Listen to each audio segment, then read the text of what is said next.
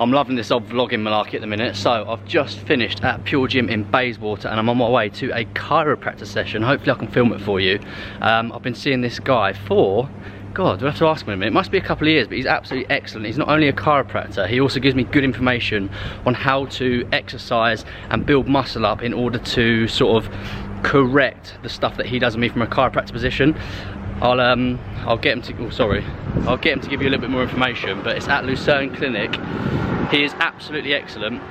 And leading up to the marathon, this chiropractor stuff's even more important. I've had a few little niggles and he's sorting them out for me.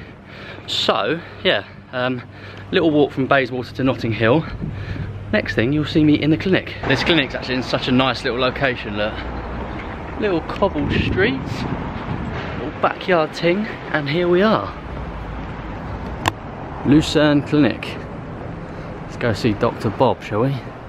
Right. Talk to me.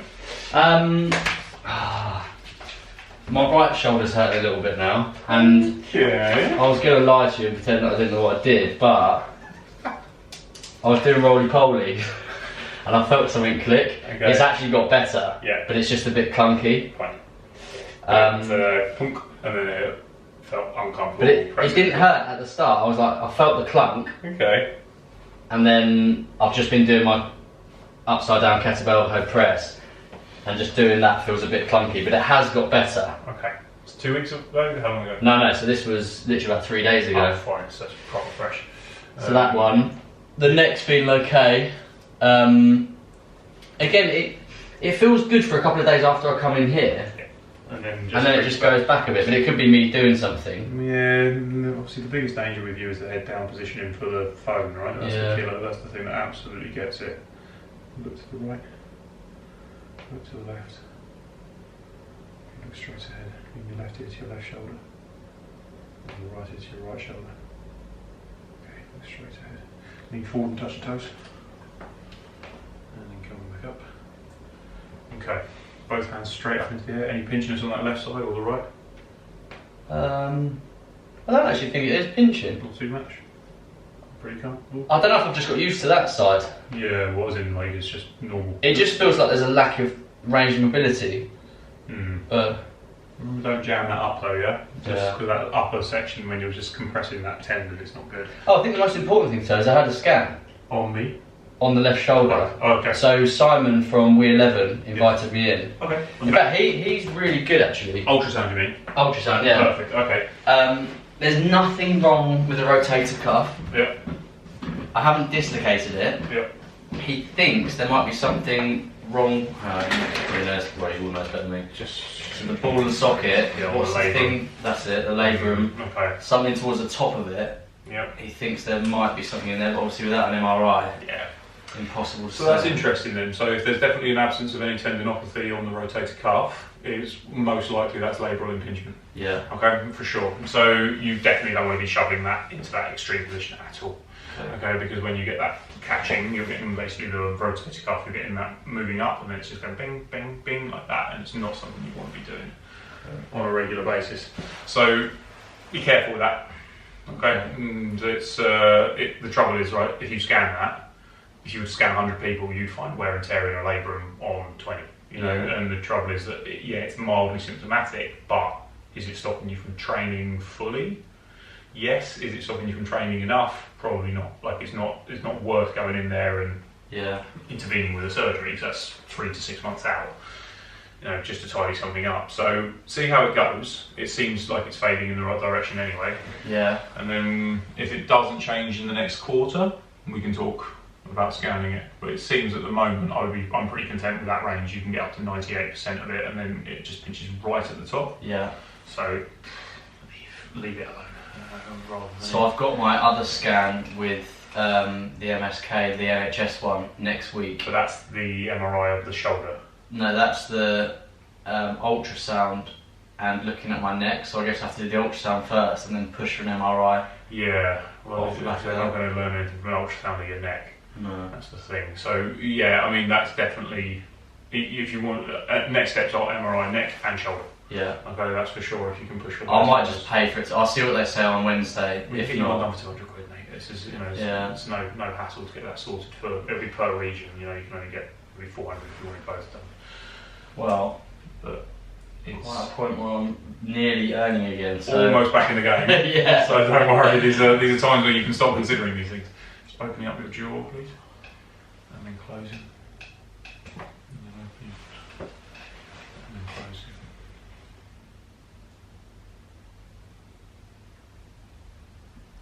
Oh, fuck me out. That's the one. Left arm up. Well, that was a real tearjerker. It's a beauty, right? Absolute beast. And then down you go. Also, probably worth pointing out, Yeah.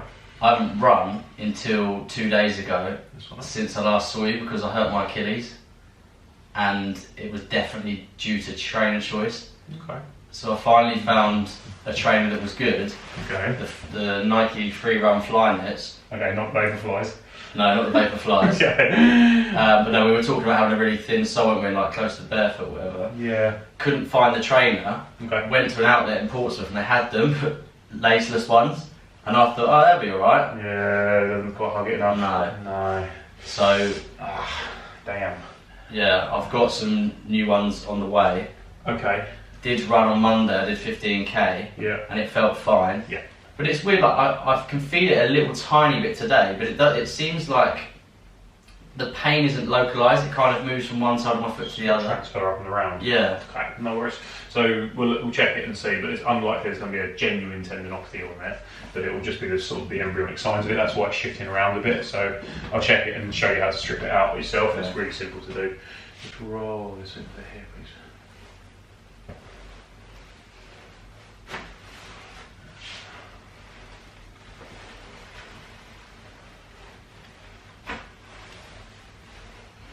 Okay, line your side facing that way. That feels less painful this time as well. I'm not that worried about the neck at all.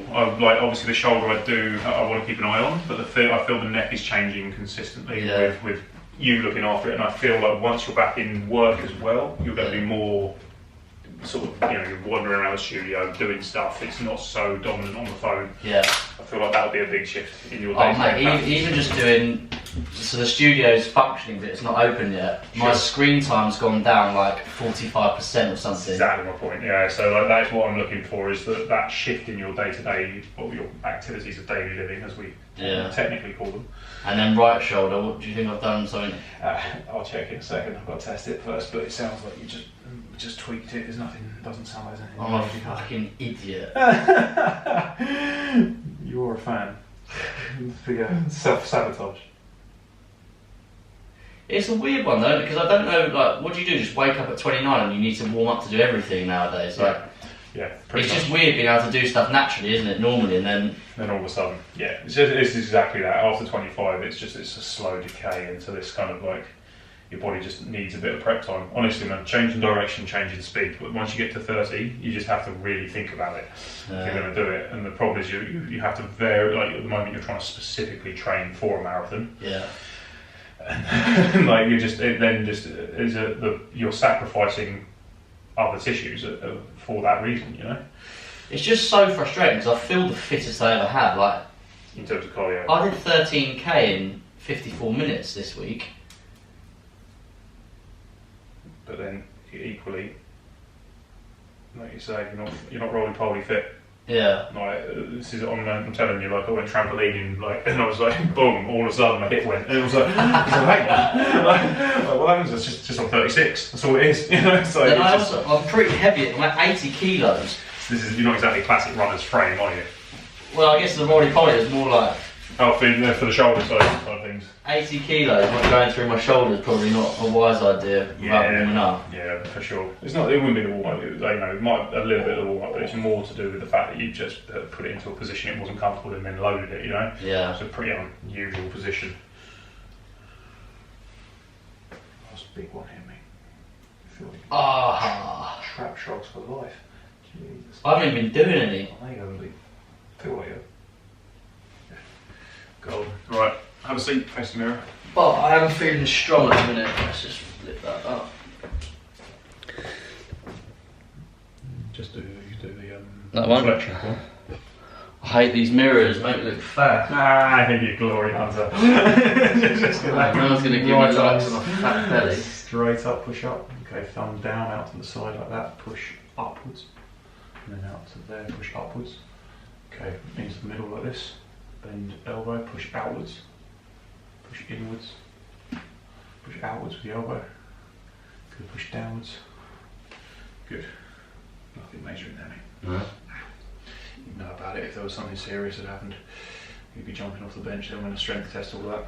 Just bring it across. I know we've said this before, you know, when that woman said to me the bicep tendons split. Yeah. It genuinely feels like that. That sense, yeah. It just feels like something's come out.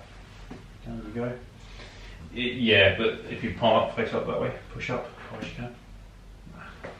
It's firing on all cylinders throughout the whole range, so there's nothing in there to show that you've got any kind of like subluxation of any tissues. Look to the left, and then to the right, and to the left again, and then to the right again. So go up as high as you can. Not catching. Yeah. Just a mild. Yeah. Yeah. So then just on your side. It's more than like that way. No, it's gone now. So just pop that to there. But you were doing so as you were coming into that position there. You went over. Yeah, so I did go over, and it was as I like tipped onto my toes, and as I put that weight onto my hands. Yeah, so it's just that anterior part of the rotator cuff that's then causing. So let's check. But with the scan, definitely pleased to know I haven't done anything to the rotator cuff. Well, yeah, and if you had like previous damage would have been cleared by the rotator cuff tendon repair work. So like, that's the beauty of that type of eccentric protocol, is that it does repair it back to its original if you catch it early enough. Yeah. So any damage that would have been done would have been very small. Now, obviously, it's improving the labrum itself. If you've just damaged the outside portion of the labrum, it might repair itself. Yeah. But if you damage the deeper portion, it won't. It will just stay slightly irritated.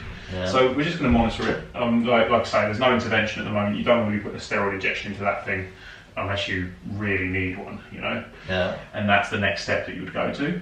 But you definitely don't want to be doing a surgery on that thing unless it's absolutely like any shoulder surgeon's going to look at you and go, "Fuck's your problem?" Like you can't get it up to 99%. And then they're going to go, "Leave me alone, mate." Like literally, like, what are you doing here? You know, call me when there's a genuine problem with it. So, you know, the layoff period for that will be more depressing than dealing with it. Okay, Yeah. it'll be way worse for it, and the outcome isn't necessarily guaranteed because you've got to then put a stitch and a scar all through those tissues to then cause trouble. So then 6 months to 12 months later, you've still got shoulder pain, but you haven't solved it. So, Yeah. you know, leave it alone. I'd well advise. If it flares up, it keeps bothering us, then fine, go and have that chat. But for now, not to be done. It's so reassuring hearing consistent feedback between you and Simon. Yeah. So I've seen so many people during my years of sport.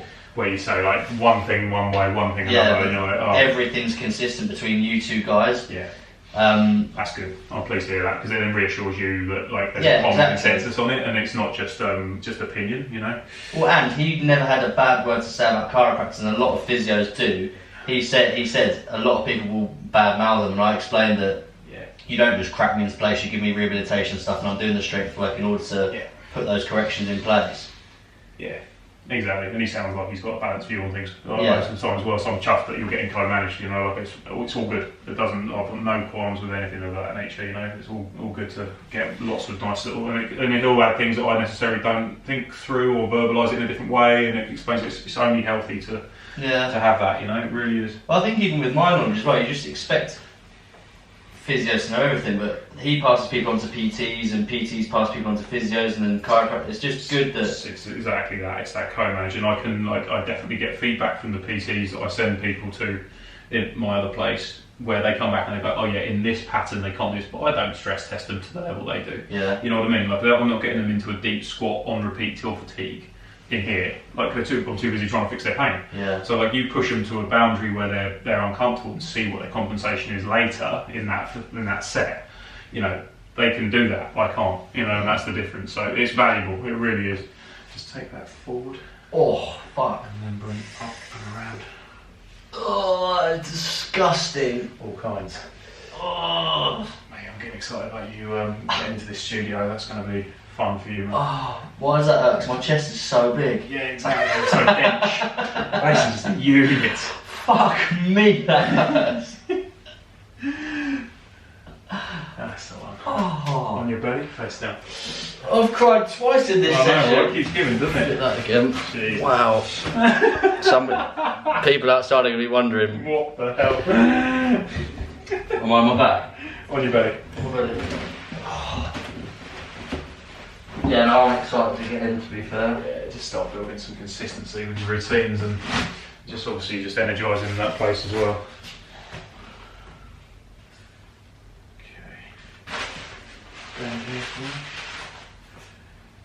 My feet are disgusting for all this running.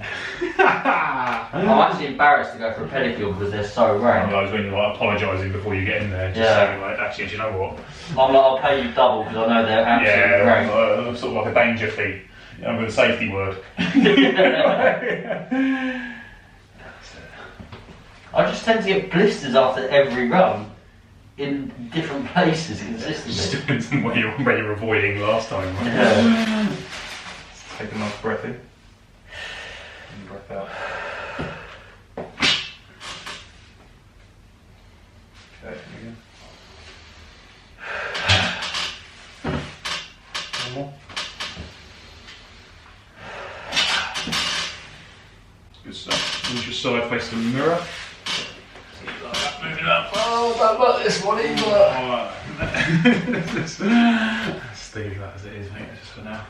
So then what, studio's open but not quite flowing with punters yet, is it? No, it's the complete opposite. We've got 1,200 people signed up for the 1 week trial. Shite. But there's a letter between the council and the landlord that needs to be written. Okay. The landlord is super keen on getting us moving because he's got loads of properties next to it and he's trying to get cafes and stuff in there. Gotcha. So it's the council on that part, and then obviously F45 is a brand and we're a franchisee, so they need to sign off everything. And there's a little bit of a hold up with internal signage, which is the tiniest detail, but I guess they've got 2,000 studios they're dealing with, and it's just in the pipeline of other shit. It's more than just you to worry about.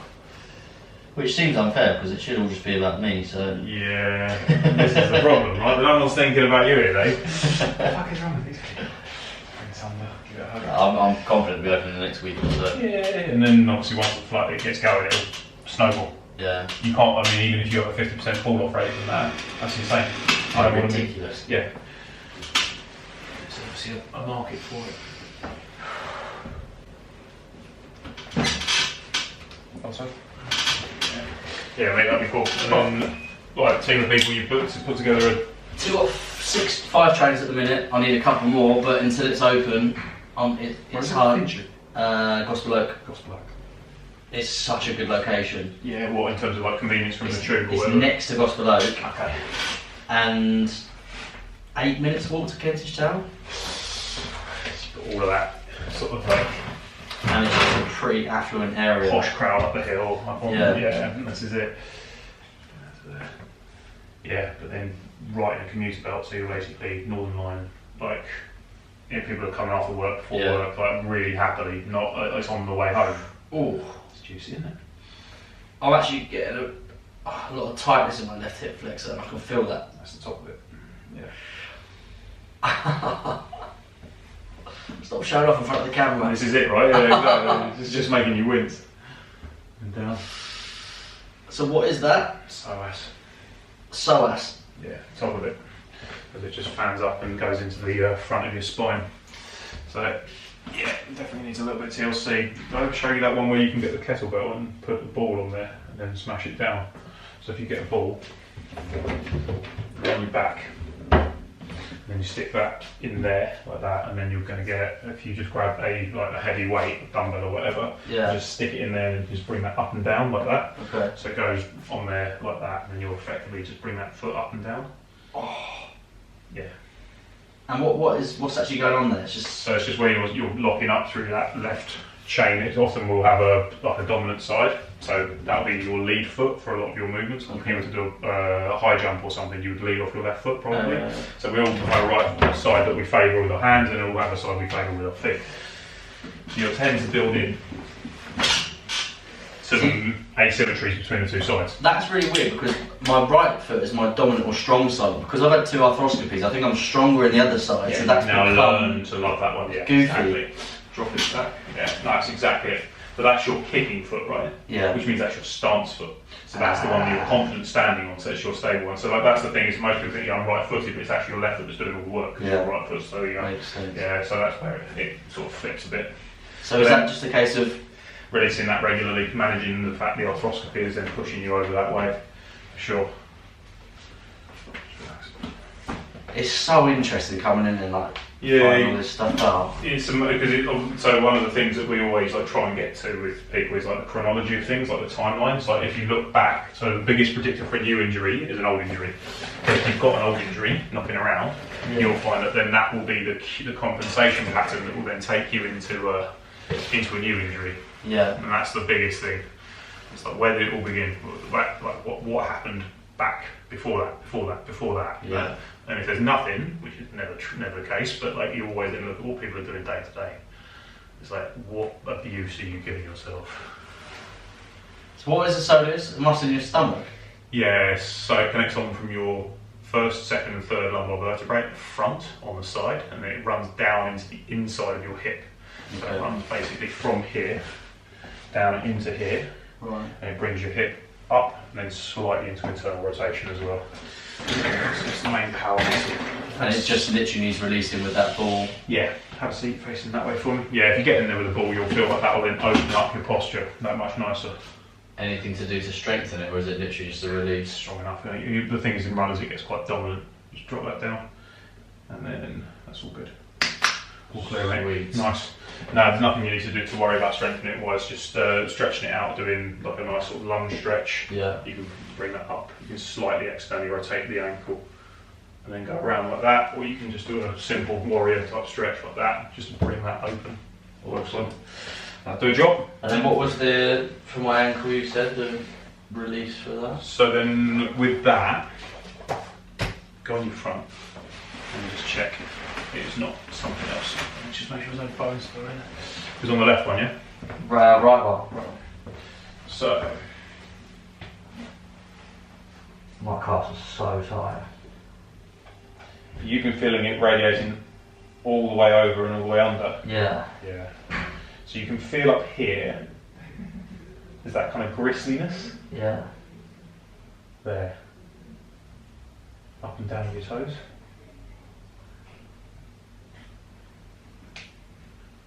That's good. So if you just grip it, yeah, like that, and then go up and down with it. Obviously you do this seated, yeah. So you're just going to pinch it. You literally just gripping that? Yeah. That's well, I can't really feel that. Nah, but then you feel this lump. Yeah. Down there, yeah? Yeah. And that's when it starts to really kick in. That's what you need to, but you need to do the whole band. You can't just do the single spot. Okay. So then it just goes up and down, but then you'll feel that bit just there. And what is that? So that's where your ligament, your tendon, has just started to fatten in a response to the amount of stress you're putting through it. Okay. It's not dramatic, but it needs to be worked out. So literally. Continue running? Yeah. But just up and down like this. Okay. Okay, and then just pinch it up and down like that. You can do circles with it as well. And then for stretching it, you want to do a drop down. So basically, it's on your right foot, sorry. So you're going to drop down like that. Slow that eccentric bit down. Exactly, and then fast up with the left, slow down with the right.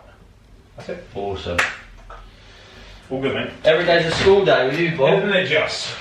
Not just a it's a weird one, because yeah, I'm sometimes glad I injure myself, because it just means I've got so much knowledge on what other people say. Massively, and also the thing is, the exercises are like pretty universal. So like if you think like, oh, so you get someone who's got like a little mini Achilles, let's just start with a few drop down slow eccentrics on it. Yeah. You'll get them 90% of people better. That, and then you'll look like a hero. You know, like people would be like, oh wow, God knows his shite, right? It's just like, he's not just a prat who messes around. Yeah, he's not just an absolute tart. No. And that is it. It gives you that sense of like, and it's not rocket science, because like most people, it will get some symptom improvement at least, and then if it doesn't clear, then you're like, right, go and get your biomechanics checked, blah, blah, later. Yeah. But at least you get them something to work on, get them back training so they feel good, you know? Is that essentially what you do to my shoulder when you pinch that and... Yeah, active release technique. Because I often do that to myself and it works, it helps. It's the single best way of releasing muscle tone in an area, for sure. Nice. That's really good, mate. Well, thanks for that. Pleasure, buddy. Enjoy. So what I can get out of that. So there you go, there was my session with the chiropractor Bob. I'm going to give all his details in the description box below. I think it's important just to show exactly what he's like as a person. I feel like personal trainers, chiropractors, physios, anything like that is all to do with the relationship you've got with the person as well as them having knowledge. So hopefully you've seen an insight into some of the injuries that I've got. You may have some that are similar and you might be able to pick up some little bites off the back of that. If you are London based and looking for somebody, I can only recommend Bob. Like, he's unbelievable. So I'll put his details in here, get in touch with him if you need anything. But yeah, in the meantime, I'll be doing some more vlogs. Let's see what we've got. Peace!